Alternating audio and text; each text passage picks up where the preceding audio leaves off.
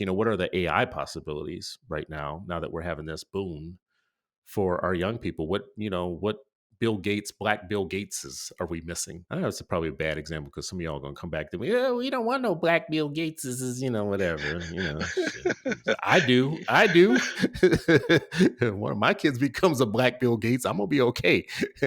I'll be on Rio as an 80-year-old man. So on a beach in Rio. I think that this is a great discussion for us to continue and to carry on in thinking, because the genie's out of the bottle anyways. It's going to happen whether we want it to or not. And here's the thing too, I'll ask both of you about this. What if teachers don't get on the train fast enough, but the students do? Right? You said, what if? Yeah, well, What that's if? true. That's kind of happening. Do you think it's happening already? Oh, yeah, Yeah. that definitely has happened already. Really? Yeah. So the students are already further ahead on all of this. As they usually are, the thing about students and children and youth in general, it's usually the structures that adults have put in place that hold them back.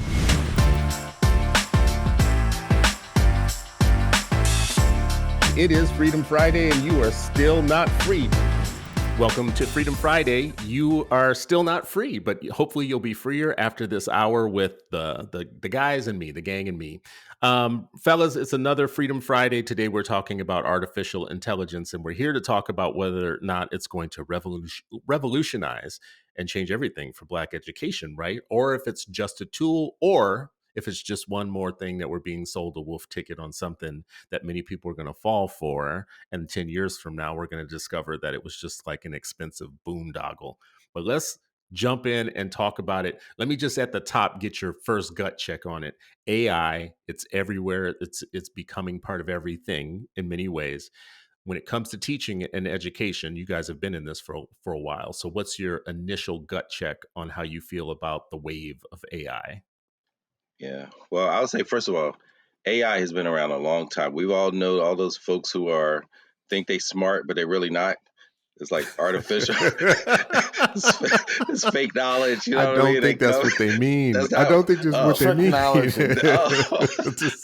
So what are we talking about then? Like, you got to bring the old heads like up to speed. No, but seriously, man, it's it's interesting. I think I'm in the middle. When I hear about these things, even like AI that's being used in cars or GPS, right? Like you should probably watch Knight Rider. And as a kid, I was like, man, I can't wait till my car do that. You know what I mean? Of course, my parents are like, yeah, that way they'll track everywhere you go and the blah, blah, blah, right? Like, the deep state kind of stuff. But and then as far as like education, I do think it can be a pretty powerful and effective tool. If my major concern is we're not developing educators for the basic stuff, for the nascent level of teaching and building relationships, and now we're like, hey, this will revolutionize and add it. Like the people need training and development, both at the ed prep space as well as during the day. We call it pre-service, before you start serving, and then in service as you're serving. That in itself, if you folks read the Mirage from TNTP back, it was about a decade ago when that came out, just the billions of dollars, maybe like 14 billions in teacher development, and most teachers say, yo, this was very ineffective. It doesn't help me with my practice, doesn't make me more effective. Now we're adding a layer, and some people say like this can help with it, but I'm also just kind of like, it can be a great tool if used well. If people, it's like having one of those high powered TI calculators, and I've seen them where the teacher didn't even know how to use it, so they got this tool. Mm-hmm. And they're like, all these buttons, it's overwhelming. I don't know how to use it, right? And so the kids never really got to go deep in it because they weren't trained, or we didn't, whatever. But so let me just, I'm in the middle, man. I have some skepticism, and I think there's going to be some communities that really use it and accelerate, and there's going to be others that they're going to be like how it started off, like, yeah, artificial, you fake. Well, just a quick note on that. What you just mentioned, it's a 2015 report from TNTP called the Mirage, and here are just like four quick points about it. It says school systems are making a massive and laudable investment in teacher improvement, far larger than most realize. Yet most teachers do not appear to improve substantially from year to year, even though many have not yet mastered critical skills. We found no evidence that any particular kind or amount of professional development consistently helps teachers improve. So the Mirage from Scary. 2015, yeah, it's almost like you can spend all kinds of money. Doesn't mean it's going to turn out to be something that improves teaching and improves learning. So, anyways, back to AI. Ish, what do you think? What's your gut check on it? Well, it's kind of like it's happening whether we want it to happen or Mm, not, mm. right? And it's already probably being used by Fortune 500 companies, and like all the folks up there are like probably got it on their phones. Um, so with that being said, it's like I don't want to see our children left behind in that equation. Hmm. Um, Hmm. but it's like, is that already happening? Is that already too late, almost to a regard? I get concerned because it will become, and I've said this before, like a crutch, something rather than a skill that you know how to critically think and that you put something through it that has real substance. I get concerned of it just being used to check off a box.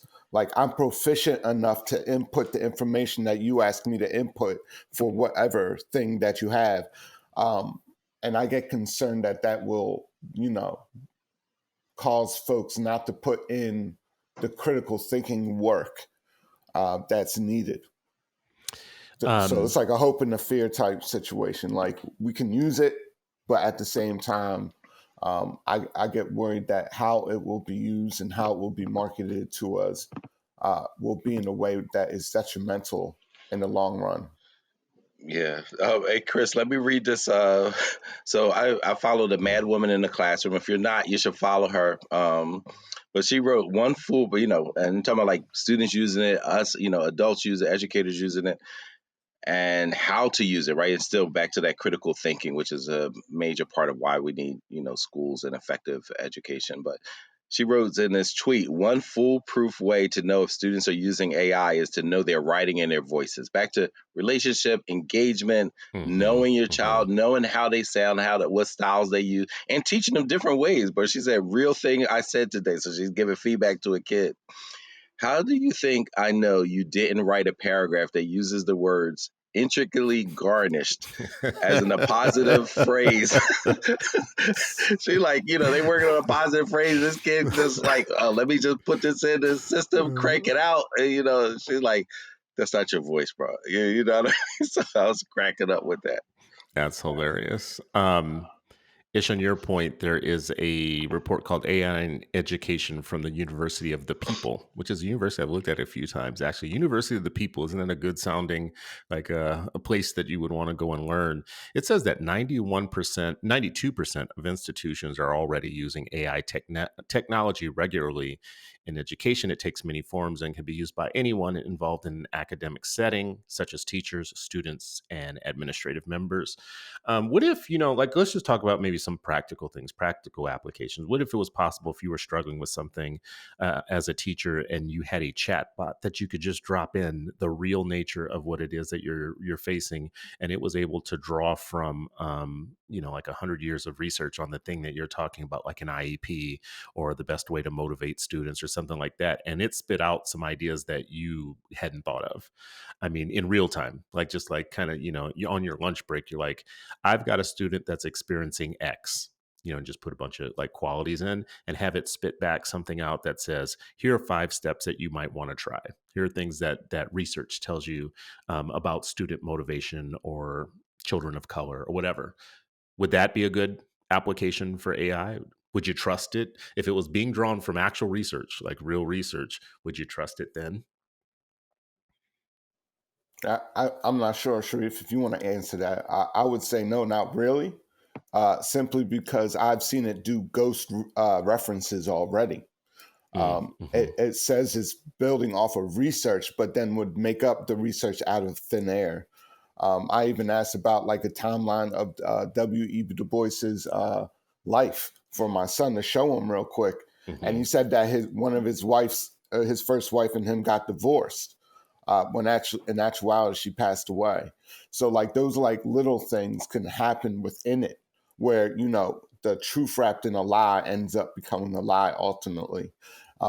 That's one of the things we need to be careful with this machine about what research is it drawing from, what perspective, right? We already know there's a racialized bias embedded in some forms of AI.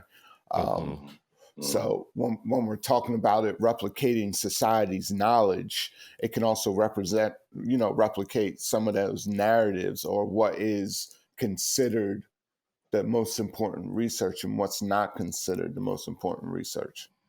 Yeah, no, I agree. I mean, even the experts will tell you there's some significant gaps. And right now is the and it can operate based off like what is fed into it thus far, what it can access, but because it doesn't have the nuance, the capability to infer and nuance, like it gets stronger the more information that's there, but because it's so new, there's some significant gaps that it may spit out some totally inaccurate things, and I think this is why it has to be a tool, but a tool that has a human brain experience, knowledge, anti-bias, orientation. All these things are important, which when we name all that, those are components of critical thinking, right? And so the AI is not the critical thinker. The AI is a just a tool. I wish I could say it was a neutral tool, but it's not. Just like they said, the other AIs, these algorithms are, anti darker hue and Hmm. things, Hmm. right? Like, and people, scientists have looked at and shown that, hey, if you're a darker hue, then this AI doesn't work, or the algorithm comes up with this way, or all those kind of things. And now we're putting this.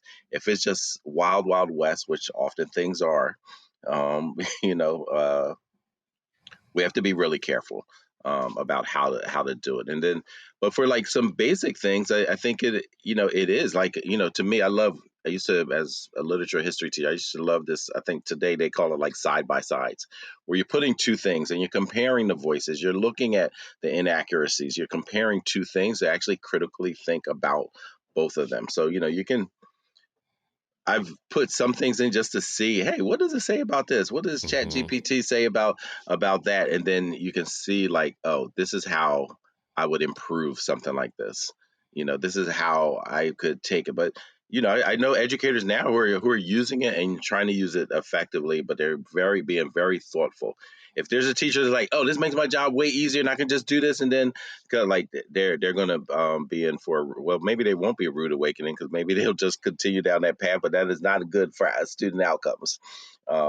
If you just think, oh, this is all my lesson plans, I don't have to put any thought, I just put a topic in, put it in, and then now I'm teaching that.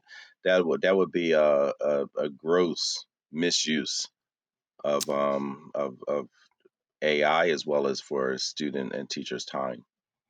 So, a few kind of show notes here. Number one, Sharif, the person that you talked about on Twitter, the mad woman in the classroom, just for listeners, her handle on Twitter, what is now being called X, but I'll still call Twitter, is at Hey Mrs. Bond. So HeyMrsBond. Go see her, like her, subscribe, do whatever you need to do. We all like to bolster each other and get more educators like in the feed. To something that you said, Ish, that I'm going to come back to. Both of y'all, sound like Luddites. First of all, y'all sound like I just want to be like y'all. Y'all sound like them. Oh my God, these computers are not going to do nothing for nobody. So let me like up the ante a little bit on. Well, first of all, let me say two things to your last point, Sharif. Did you guys see the woke AI disaster? It's being called with Google last No, week. no. Oh Uh-uh. man, so there's this massive scandal. If people listening, any of you, just Google AI woke, and if you do that, it'll pull up multiple news stories. So what happened was Google, in attempting to make their algorithm, their AI algorithm, racially, culturally affirming, or whatever you want to call it. Some people say they overcorrected. So when people were pulling up, they pull up something like Nazi Germany, and it would pull up SS soldiers of all different colors, like Mexican, black. So it wouldn't show them like in their, their true color. The founding fathers would generate kind of like black women and men and others in the, like, and boy, this pissed people off. Like the media just like had a frenzy. They called it anti-white. They said that it was like, this is just one more place where wokeness is taking over, whatnot. What I think is so funny about this is that like all technology requires time to fix and requires time to improve. So if it's super racist, it takes you time to make it culturally affirming, and vice versa. It's just the way science works. Yeah. But the craziness though is people who never had a problem with everything being white. Like every time you would Google family, it would just pull up white families, or mom, it would pull up white moms, or criminals, it would pull up black people, right? Like Yeah. they had no problem then Oh, because yeah. that matched their worldview. But the audacity that there would be a black founding father, like I mean, and to be real, it was displaying like George Washington as kind of like, a Latino person, or you know what I mean? It was like, Thomas Jefferson looked like Bob Marley. So, I kind of get what they were mad about. Anyways, Right. that's just a point about that. I want to ask you very specific about a kind of AI that I'm just becoming a booster for. Google also Google has something called Notebook LM, and what it allows you to do is take all your PDFs on a topic and put it in a folder in Google, and then AI will allow you to ask it questions of all the PDFs. So the PDFs will be these long studies. Like if you have studies, let's just say on Black teacher effectiveness or Black teacher history, let's say you have 15 studies and you put it in there, it'll allow you to ask questions and it'll give you citations for everything it tells you. So you say, what are the main issues with Black teachers fitting in white schools or something like that? And if you have all the research in there, like you have a folder of the PDFs, it will pull accurate information. And then here's my favorite part. It will also say, you should ask me about these other things, because it's so smart that it's read all those PDFs, all your studies that you have in there, and it knows what you're not asking it that are actually some bigger issues. So it'll say, here's something So to if you ask me missed a about. point or something, If you missed a point, something, yes, it'll say, you should ask me man, I could have about, got straight A's in school with this joint. if you didn't, there was something wrong. There was something wrong with you if you couldn't, because I'm telling you right now, I have so many folders of PDFs on different issues like student achievement and Black history, whatever, these different folders. The ability to not have to read them one by one to get some of my questions answers of what it says across many studies, like rather than, just one study. And then they have the citations and to be able to know that it's, it's accurate. Man, if you can't pass high school now, bruh. Bro, you know what? On the other side of that, I might be like Gene Hackman in The Enemy of the State, man. I'm about to go find a bunker. Like, that's too much, bro. Like, it's too much. Already, just because we're talking about it, we're going to have this popping up on our feeds. You know what I mean? Something like trying to purchase them goggles or something. Like, it's already going to pop up. Man, Gene Hackman was on to something, bro. Here's the Y'all be biggest Will rule, Smith in that movie if you want. I'm be Gene Hackman. I'm out. The number one rule that I think about AI that's the most important is garbage in, garbage out, right? So when I just said, if you have all these studies, If you have this, if you have them already, that's intelligence in, not garbage in, right? So you've got 15, I'm sure you all have read many studies. Let's say you just put them all into one brain and was able to ask it questions based on those studies, not based on everything in the world. That would be a tool. That would not be like some magic, right? That would be a tool. You would know what studies to put in. I'll just put it that way.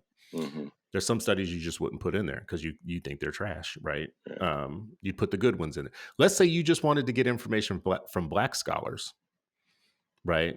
You could put all just Black scholars into a brain and have it spit out all Black research that we've done on ourselves. Not we, because I'm not a scholar. I don't do all that fancy book learning stuff. But some of y'all know some of the people that I'm talking about.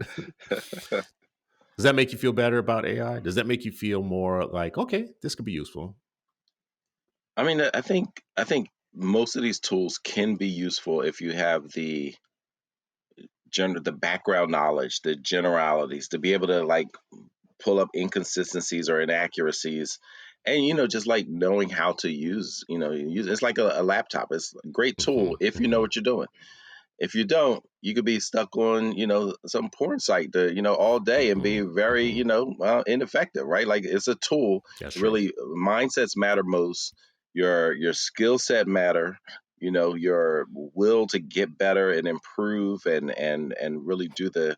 It still takes work, right? It still Hmm. takes work of Hmm. knowing. It still takes, I think, a level of intellectual rigor, and I think it's probably even more important now when this tool is so accessible and there's so many shortcuts. But as they say, when we were younger, shortcuts bleed, right? And so not having that kind of, just intellectual, disciplined way of approaching, Hmm. I think is how it can go awry. But if you're doing it in a way that you're describing, like, hey, you know what, I'm pulling. I mean, just think about the time that it can save. I know somebody who's running a business. He's like each what did he say? He said each month at his staff meeting, at his leadership team meetings, he's asking them, how did you use AI to improve your work or save time? I forget who it was, but like I was just like, wow, like he's embedding it in Hmm. in the space. As we're doing PD, we've been looking at how to use AI to improve professional development, right? Like, how can it give real time feedback when you don't have 100 people on your team to do it?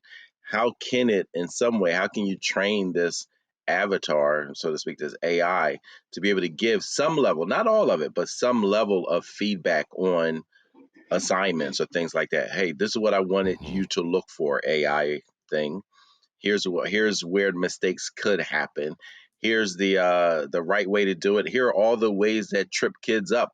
If you're feeding all of that into it, then it can be a time saver. Then you can use it for, personalized learning and all that. But it still takes the genius of God's creation to actually make sure that it's working effectively.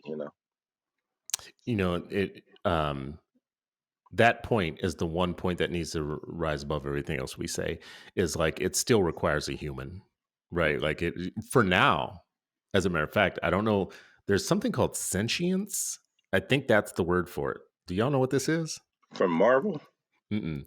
So sentience, I think it's sentience. Don't let me misquote this. I'll look it up in a minute. But there's going to come a point in time within the next couple of years where AI is going to be self-directed, and it's no longer going to need humans. It's going to be thinking for itself.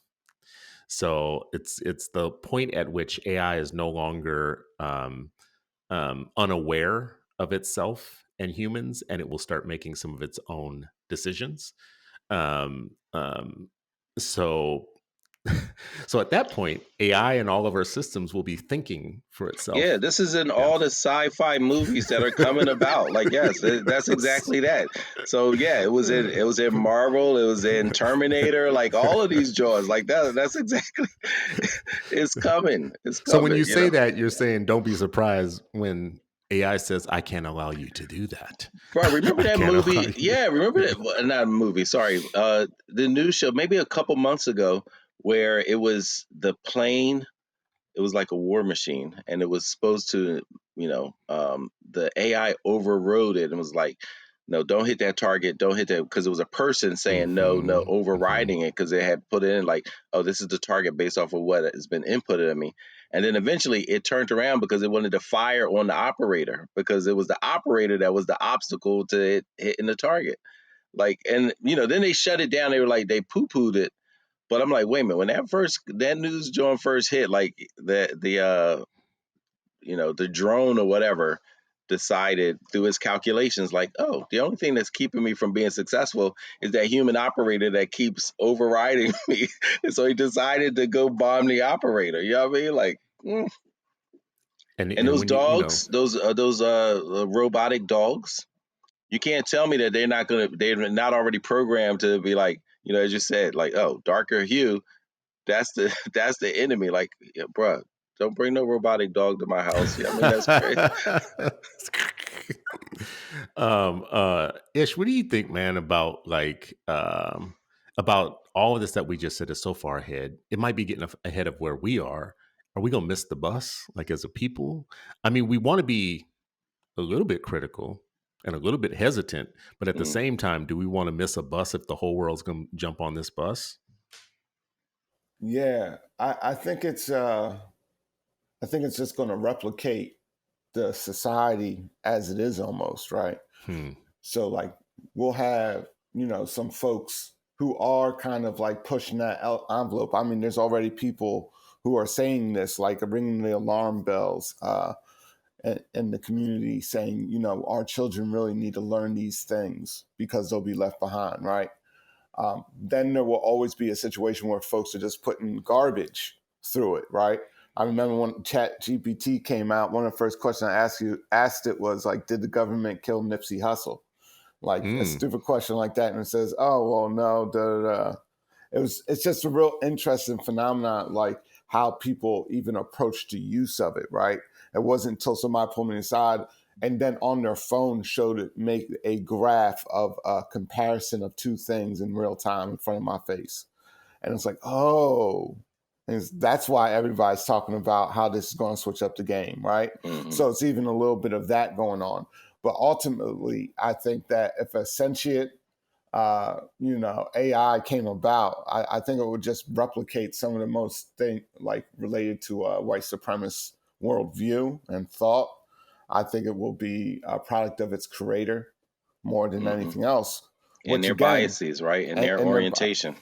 Yep, which I don't necessarily see as like a potentially good thing It'll be because on it'll be on steroids, right? Because yeah. it's AI, right? And so if the creator has this limited amount of like, just capability, right? When we're talking about like just thinking time and all that kind of thing, right?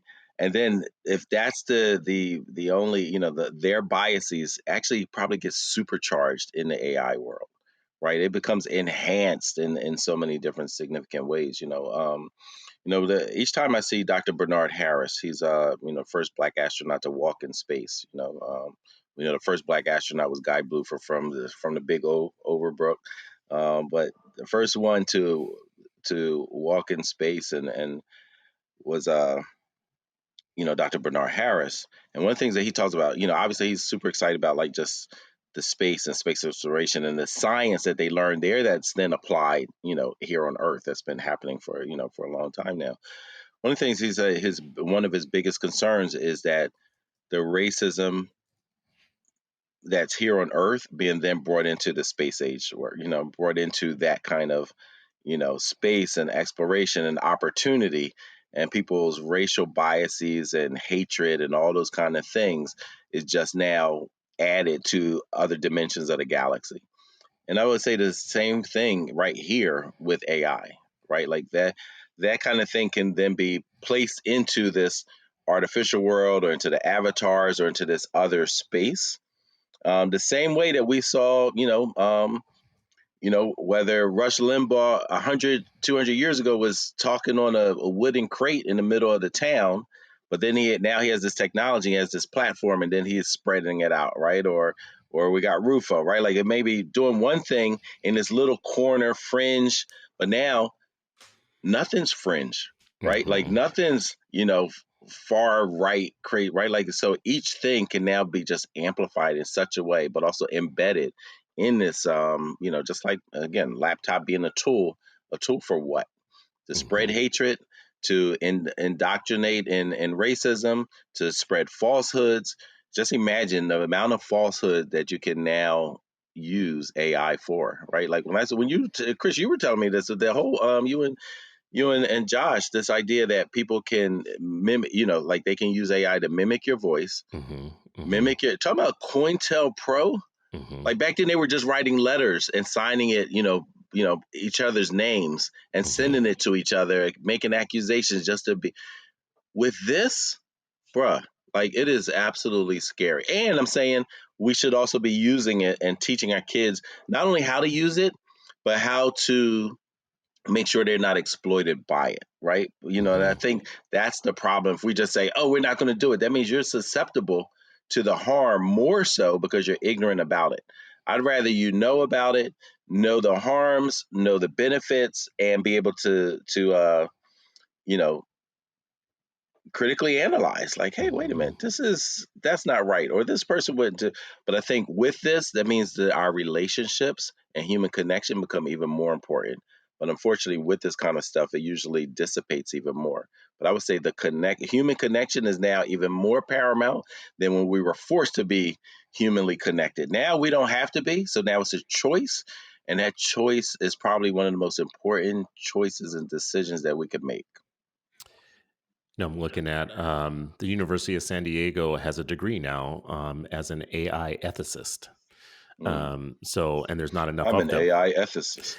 I mean, There's listen, some. so there was a black ethicist at Google that got fired for ringing the alarm. She got fired, and it was a big deal because there's not many black AI ethicists and technology ethicists, and Google had one on staff to help them know that they were doing bad things, and Yeah, they they fired rather her. you tell them 50, 60 years later, hey, that might have been wrong when we made that pivot over there. Don't tell them in the moment, because you're messing up the funds at that point. Well, she's not the only one that got fired, and I think she formed something of like a cohort, like I a want to group. follow her. Was it? Yeah, I'll pull it Yeah. up and look Okay. for her. But the thing that I was going to say about that, to both of your point, is that maybe that's something that more of us need to go into. Like, if it's going to happen anyways, we want to address the things you just said, right? So imagine the possibility of AI. So China has this thing called the social score, and it actually does facial recognition as you're walking through the street, and it can read your social score, and your social score is like a credit score.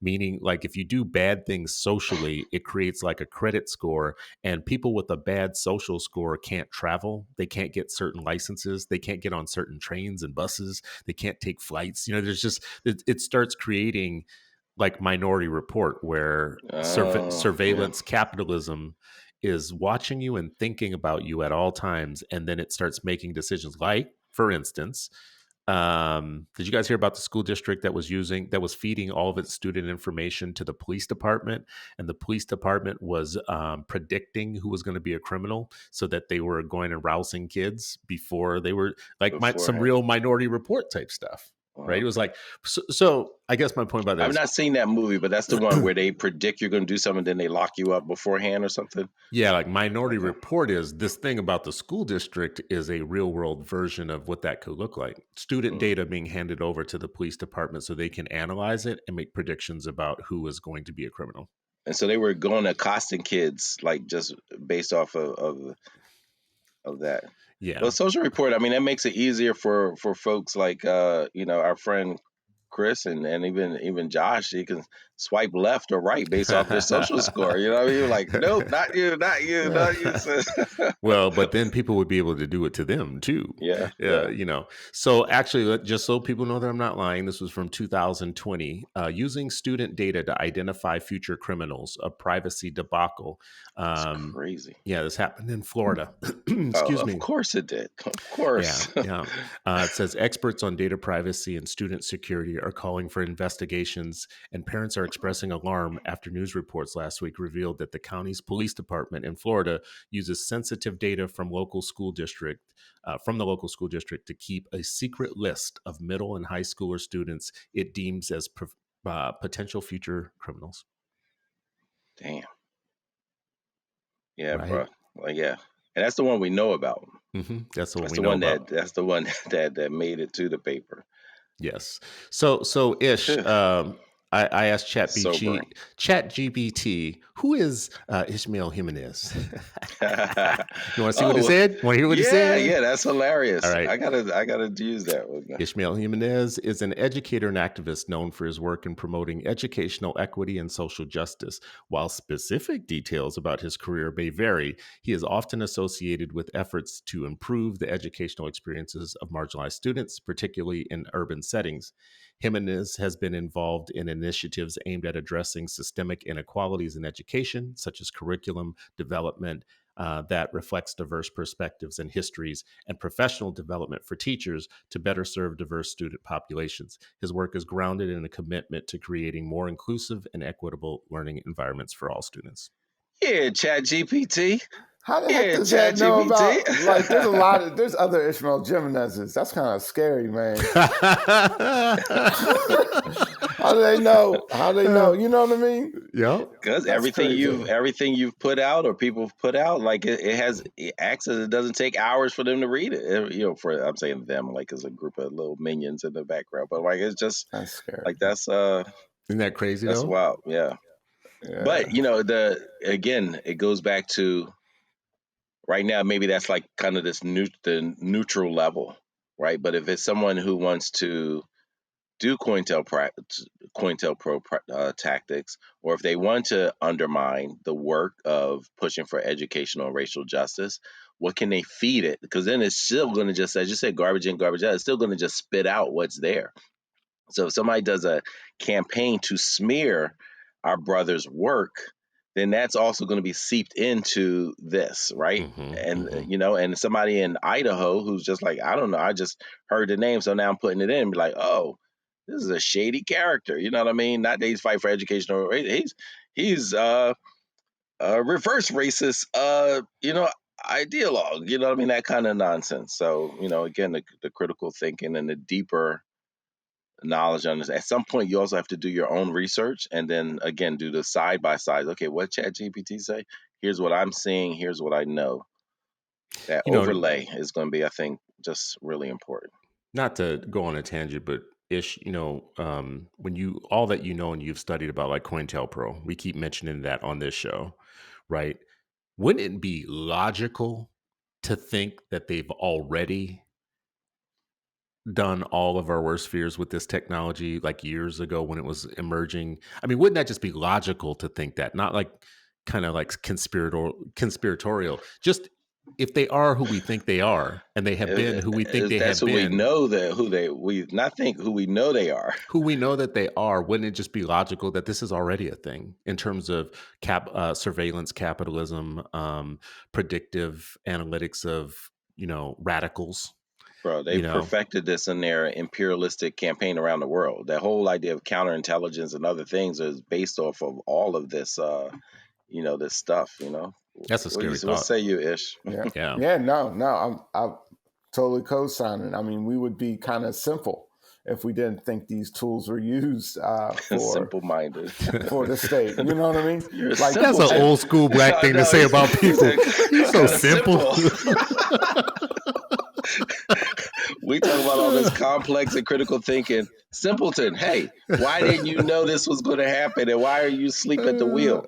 No, but for real though, like if we know history and how it works, right, and we already know it's being used for, surveillance capitalism, right, to market to us. I mean, after like Sharif already pointed out, we'll probably get ads for like the Apple glasses and all these other things that we're talking about, and all those things are filtered through AI, and then these third party businesses purchase this information and then use it to market it to us. So if it's already happening on that level, you best believe it's used probably to predict who's doing what right now and what area and all this. And it's probably at the nascent stage of that. But, China is already, like you brought up briefly, the social credit system.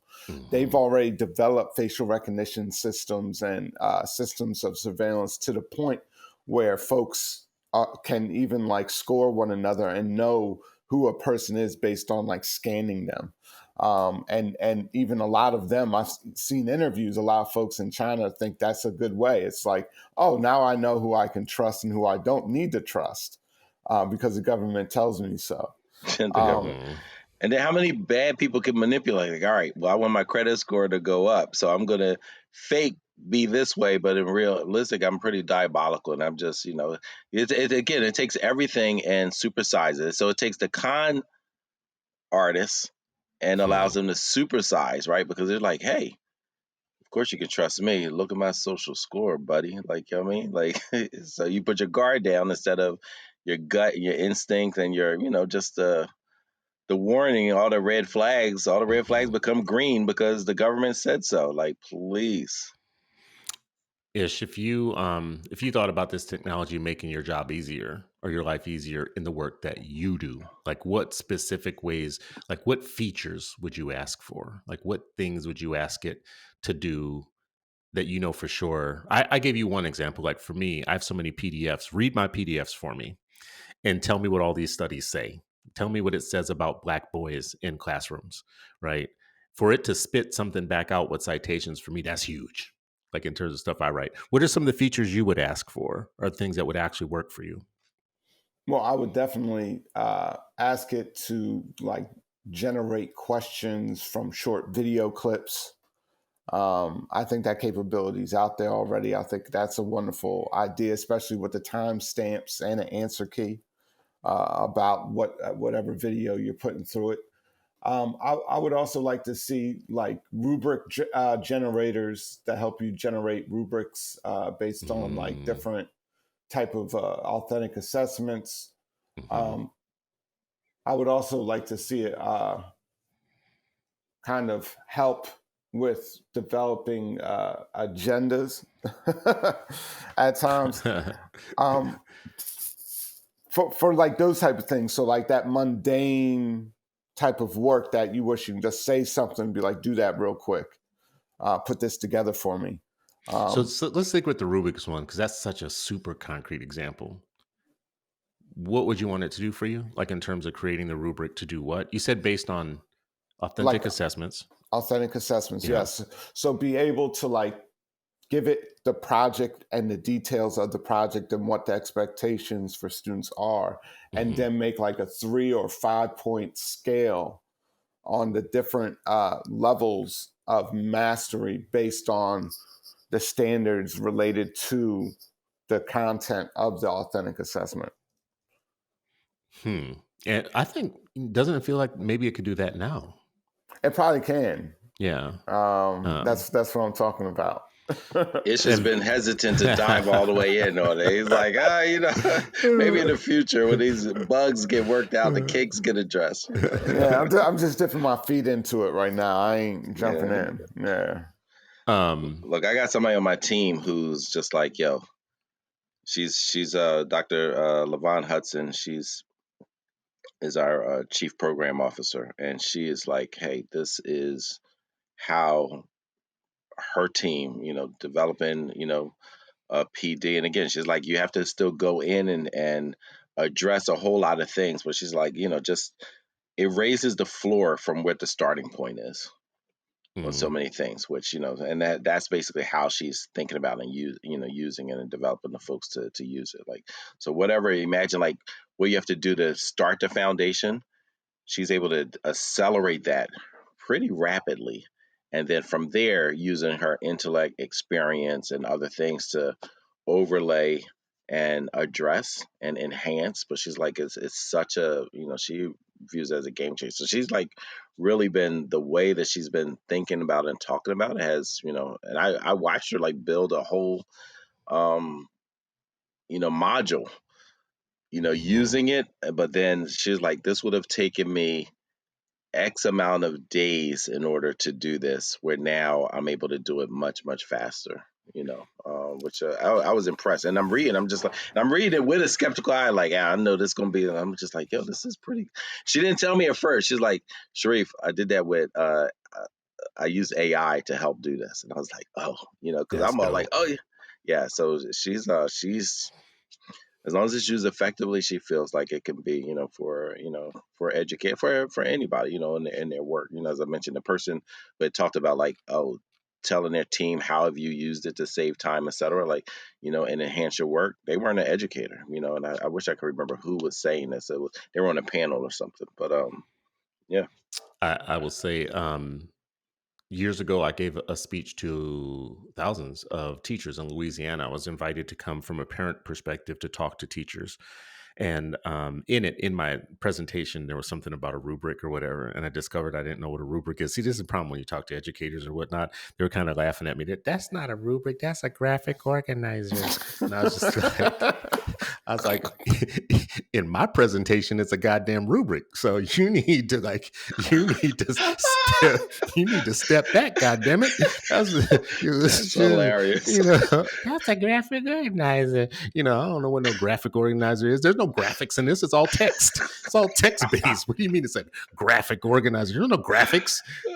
And y'all teaching kids? Oh my God. Anyways, I only say that to say, Ish, I just popped it to Chat GPT to have it try and make a rubric for me. Now, this is the garbage in, garbage out thing. Like, if you don't know what a rubric is necessarily, and still to this day, that was like 6 years ago or something, and I still have not looked up what an actual rubric is, whatever. So after this, now that I'm admitting that, I might have to put this on my list of things to learn.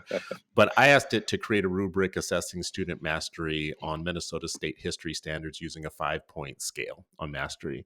And it spit out rubric for Minnesota state history assessment. It gave me criteria, like 5 points of criteria: understanding key events, geographical knowledge, cultural awareness, historical analysis, and connection to present. And it had definitions for each of those.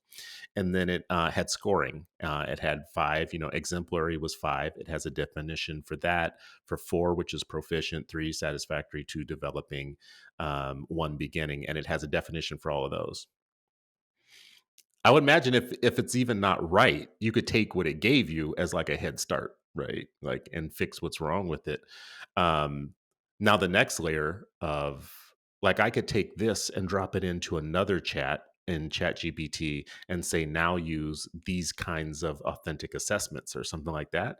So if you just keep layering it, it'll eventually get to the thing that you're trying to do, I think. Even though I don't know the difference between goddamn rubric and the graphical organizer, I think maybe it might be able to do it. So anyways, y'all need to teach your colleagues not to say stuff like that to people.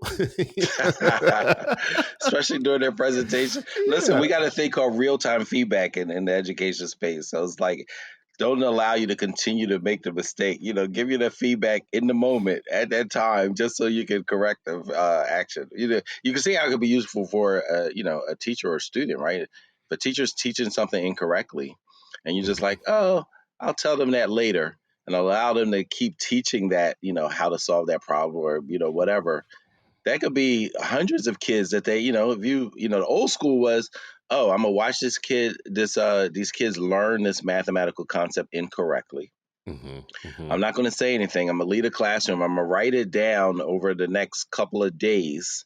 Then I'm gonna put it in the teacher mailbox. Teacher may not see it for the next couple of days. They taught all week the same, when I could have like pull to the side like, hey, da, da, da, da. Or if I see a student, right, instead of sending them home and they're practicing at home for hours and hours over the next week, and then I finally give them feedback. So that real-time feedback, but it's also, how, when, where, relationship, blah, blah, blah. It's other factors that, that tie into it, and culture, You know so. what I want? I want a bot that, as a parent, I want a bot that responds to my questions to teachers, to our teachers, the teachers that we have. Like, like on some businesses you go to, if it's not something you need a customer service rep for right away, the bot might help you out a little bit. I need that with our I've teachers. never found them to be helpful. I get pissed off. That's true. They do make you mad, but at least some quick stuff. Be able to tell me some quick things, right? Yeah, some About basic. about an IEP or a 504 or some of the assessment data or anything. Have it talk to us. I'm going to tell y'all a quick story that's like 10 years old. So more than 10 years old. I was the state of Minnesota was sending me out to study different industries and talk to people in those industries and find out why they weren't very diverse, like why the pipelines for those industries, like marketing is a great example. Well-paying jobs, high-paying jobs, creative work, lots of creative work. Very few people of color, like almost no African Americans in that field, and it is such a lucrative, high creative, high value occupation or whatnot, and the industry has done nothing to make sure that like more young people from marginalized communities understand that that's even, and it's just so, and what's so bad about that is that these are industries that are studying them and are trying to market to them anyways, and To they're not them, even the yeah. ones behind it, Mm-hmm. So one of the industries that we studied was banking, and at our 2-year junior college here in St. Paul, Someone like Sun Systems had set up a one-time thing, the only place in the country, and they put it at this community college to do to teach young people how to do banking avatars, to create like a system where you don't have to go to the branch. You could Hmm. be like an avatar. And two students there created an avatar system, a technological avatar system that Wells Fargo bought, and wanted to find out which students did this, like because they wanted to hire them. They came in like, who did this? Turns out one of the teachers there, the professors told me that one of the kids was somebody that came from one of the high schools where one of the high school counselor told him, you're gonna have a tough one with that one. He ain't doing nothing. He's not, like, he ain't going nowhere type of thing. Like, really had Hmm. talked the kid down to the Hmm. college professor. That turned out to be a kid that once he got into that program where he was doing some tech work, whatever, it just like was his thing. And he ended Hmm. up, becoming an employee of Wells Fargo. The kid that his high school counselor told the college teacher, this kid ain't He's really not gonna, college material, or he he's write him off, write write him him off. off. I've written him off, and you should too. And you You know, should too. How messed up is that? But how much of a victory is it that how that kid ends up? prevalent is that? Yeah, then I mean, this was years ago. He created this avatar system that Wells Fargo could use to where you didn't have to be in person for a lot of things. You could just be an avatar. Anyways, I only tell that to say, like, what are the AI possibilities right now, now that we're having this boom for our young people? What Bill Gates, Black Bill Gateses are we missing? I know it's probably a bad example because some of y'all are gonna come back to me. Yeah, we don't want no Black Bill Gateses, whatever. Shit. I do. I do. One of my kids becomes a Black Bill Gates, I'm gonna be okay. I'll be on Rio as an 80-year-old man. So on a beach in Rio. Anyways, I think that this is a great discussion for us to continue and to carry on in thinking, because Ish, you made, I think, the point at the very beginning of all of this is the genie's out of the bottle anyways. It's going to happen whether we want it to or not. And here's the thing too, I'll ask both of you about this. This is the last thing I'll ask about it is what if teachers don't get on the train fast enough, but the students do, right? You Because said, "What if?" yeah, well, I'm about What to that's say that's if? kind true. of happening. Do you think it's That's happening already? oh yeah, Yeah. that definitely has happened already. Really? Yeah, So the students are already further ahead on all of this. as they usually are. The thing about students and children and youth in general, it's usually the structures that adults have put in place that hold them back. It's not their Mm, own ability and capabilities and vision and aspirations. It's usually us like creating this box. And sometimes the box is this invisible box of just me not having the skill set to push and challenge you further. Right? Like that could be the box that the bridle on some of the youth's opportunities. So when you think about a classroom full of kids who are already more technologically advanced than their teacher, and the teacher's trying to learn or not learn, or just like I'm not using that at all. But the students in all the rest of their life are using this technology. But in the classroom, they're like, we're not using that, old school, get off my lawn type of person. Or even if I want to, but I'm intimidated by it, or I just haven't had the develop. I don't want to seem like everybody's anti. Some of it may be just I don't have the exposure. I've not been developed. It's not part of the school culture to think in that kind of innovative way. They're like, hey, if you wanted to be that innovative way, you should have went to one of the high schools that is focused on that. We're old, right? Like, and so when you have that, and it's not, I don't want to like just like, oh, the teacher, just the school culture, mhm. atmosphere, orientation may not, where the kid is like, well, 90% of my time when I'm trying to solve a problem, I'm accessing technology to do it. And then I shut it off, or I turn it off, or I try not to think that way when I'm in this classroom for 180, 190 days, right? Like, so that's a real tension and dynamic that occurs. And then when we see the kid like checking out, because they're like they can see the future, they can see like what's happening, what is happening, how often they access what other people are doing. They feel like I feel like I'm restrained. It reminds me of my brother when we were little. He wouldn't write poetry. Like, oh, I'm the only one that wouldn't write poetry out of my siblings. They're all like very artistic, and they bring that kind of resistance to the arts type of framework. But my brother Hussein used to write poetry. You talking about like a kid. He wouldn't write it in English. He would only write his poetry in Farsi. Mm. Mm-hmm. Mm-hmm. And my mom asked him like, why do you always write your poetry in Farsi? He's like, well, English, you can't use English to really convey what I'm thinking. Mm-hmm.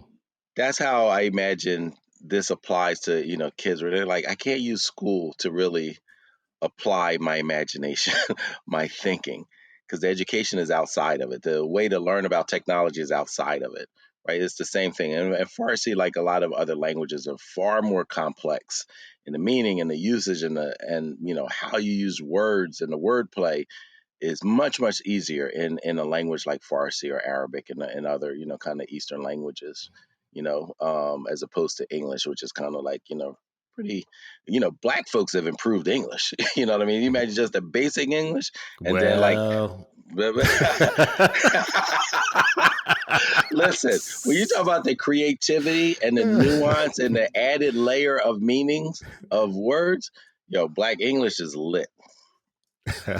Lit. It's even lit. It's lit. You know what I'm saying? I know that this is really a tangent, but I just watched something last week about how language works and phonetics. And it's the thing, how in AAVE you say ax sometimes instead of ask. And there's this kind of like you get this kind Right. of Finger shame. Finger shame. shame on you and blah blah.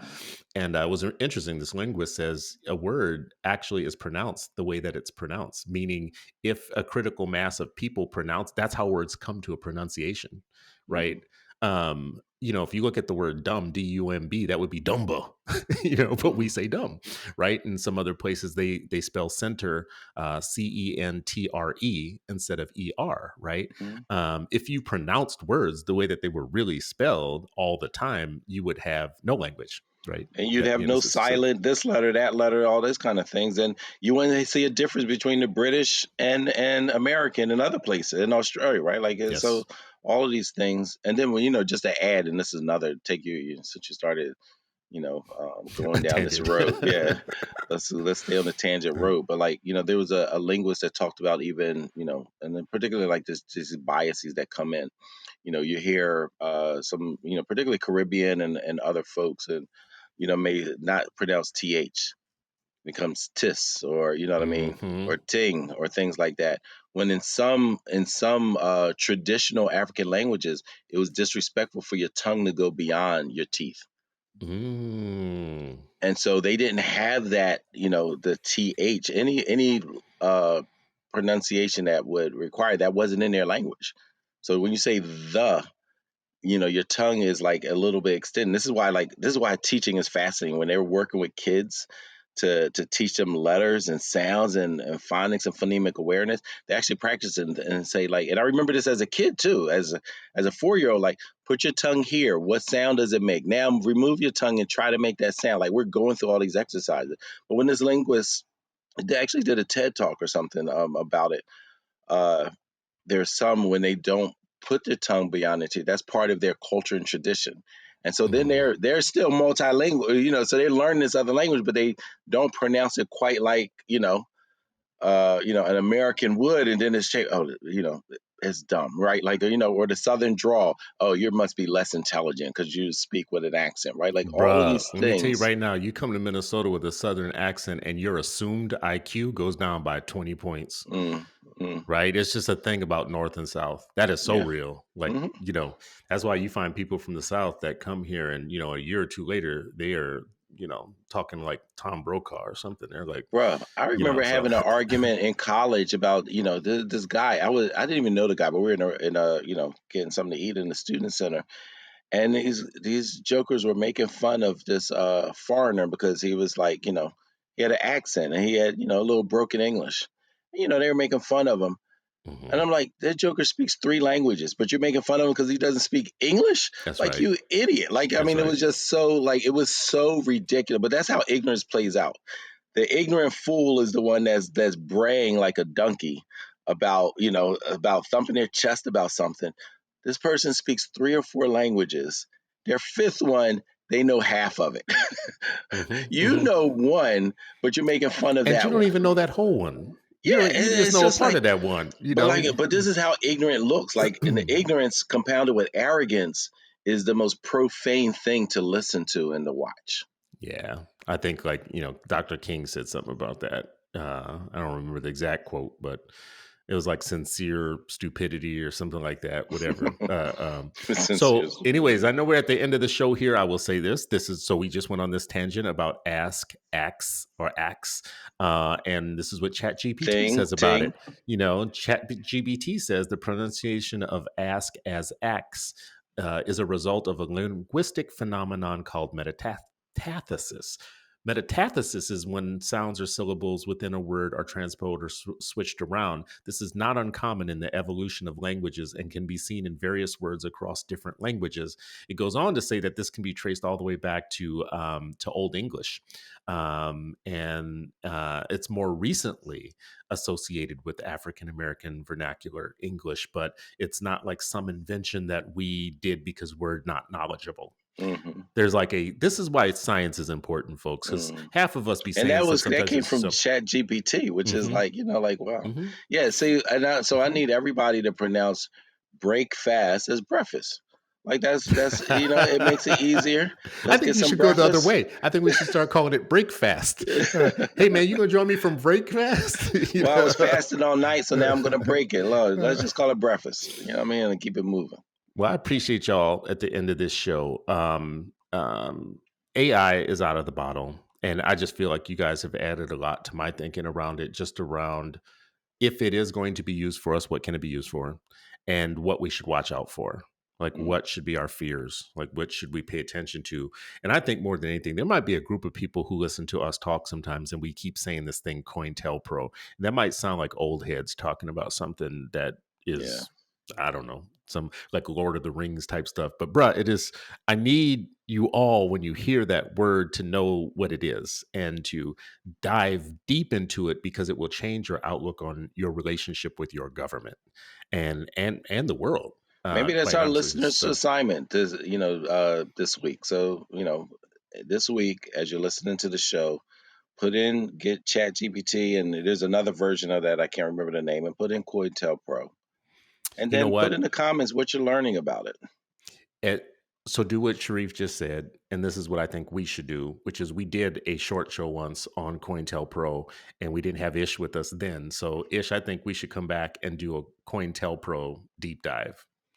Mm, On maybe let's even do it the next show, because we say it, and I really don't think that people if understand if you're like of a how certain deep it age, you goes. don't. Yeah, Right, yeah. like if you read the FBI files, I think the book, I can't remember his name, Kenneth something, and it was the FBI files on Dr. King, and the book goes through. It's a thick book, it's deep. I swear you can go back and reread that several times and not have picked up on everything. Like Mm, I've been mm, reading it for years, from every couple of years to look up something, and I'll find new stuff that I just, yeah, it's a deep program. So we should come yeah. back to that, and we should match it with AI, because we know that COINTELPRO is probably on technology now. Listen, You listen. know, it's probably a tech program within the government. All right, brothers, you want to give a final word? What's your final word on AI and education? Yeah, I would say, look, it's like any other tool. We have to recognize, like, what it can be used for, what it should not be used for, but most importantly, don't hide that. Don't try to hide it from students. They are already accessing it and using it. So try to catch up so you can be as supportive as possible and help them protect themselves as they use it as a way to be more efficient, hopefully effective, and not be left behind. We're left behind in too many spaces when it comes to STEM at writ large, but also just technology that we can use to enhance and improve just work, life. And so let's not be left behind. The only way the students are left behind is if we are left behind, as Hmm. the old Hmm. heads and the adults. So don't do it. get with, and I think there's another, my last thing I'll say, there's another way for this intergenerational where the student is the teacher, and find spaces to, have them teach you how to do it. Like we all, the three of us, definitely have youth in our circles who have taught us about, technology, how to use it, and so forth. This is another way to do it. But then we have the old school traditional way of, applying. Like, oh yeah, this is a great tool. Here's, and we apply lessons learned. To that as well, and that's the intergenerational symbiotic relationship that should be happening in our communities anyway. Right. Yeah, Dope. I would just say be careful, regardless of anything. He's History like, done be show. careful. That's number one. Be Yeah, yeah, I'm trying to facts. remain cautiously optimistic. Like, Hmm. of course, it's going to be utilized in ways we can't fathom at this point right now.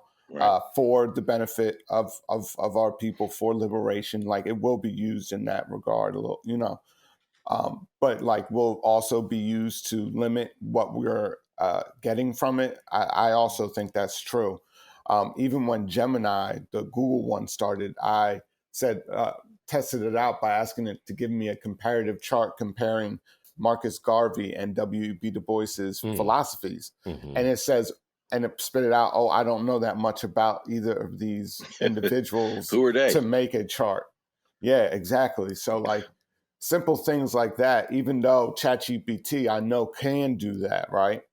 But like it just shows you how simple or how easy it would be to kind of like delete a certain set of information. And Sharif has been alluding to this the whole time. And I think it's just so important that our children focus on developing those critical thinking skills, even if we got to create like a secret society with a handshake that only these folks went through these like intensive critical thinking type of like development as they were coming up through elementary school, because like we're going to have to still hold on to that intellectual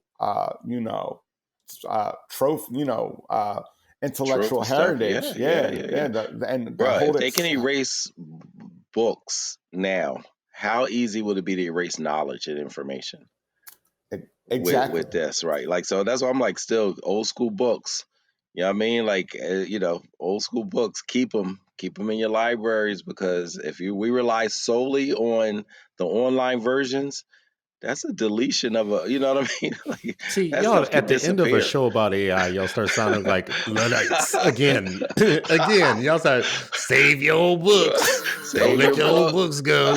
You know, I didn't ask you this earlier, Ish, but as you were talking, every time we talk about this show, I mean, on anything we say on this show, we have like 3 books we can reference and we talk about them. So you are read, you have books, I have books. Sharif, you got books. You're like looking behind you right now. You just like in Hmm. a wall of books. Dr. Hmm. Carr has books. Now, let me just ask you a simple question about all these books that we have. Dr. Carr has more books than Carnegie, right? Like if you look in the back of his, Dr. Carr he'd be talking to you on, like while you're on TV, and he'd be, oh yeah, man. So, the devil that and then, blah, blah, blah. He'd be doing that type of stuff to you. And you just be like, And on well, page 73 in the second paragraph, you'd be like, how in the world? between him and Dr. Fuller is the reason why I have so much money in books, why I owe Amazon money. And it's because every time they say something, I'm like, boom, got it. But I buy a lot of Kindle copies. Number one, because they're usually the cheapest and they're the easiest, I think, a lot of times to get right away. Right. Like, so Dr. Fuller will say something to me, and in 15 minutes later, I'm reading the thing he told me about. But what if I could take all my Kindle copies of all my books, not PDFs, my books, and say, write an essay for me on such and such a thing and draw on these specific things, draw on, the miseducation of the Negro and like 5 other things or whatnot. And it wrote me something pretty deep and detailed that would take me weeks or months to write on my books, not on PDFs, right?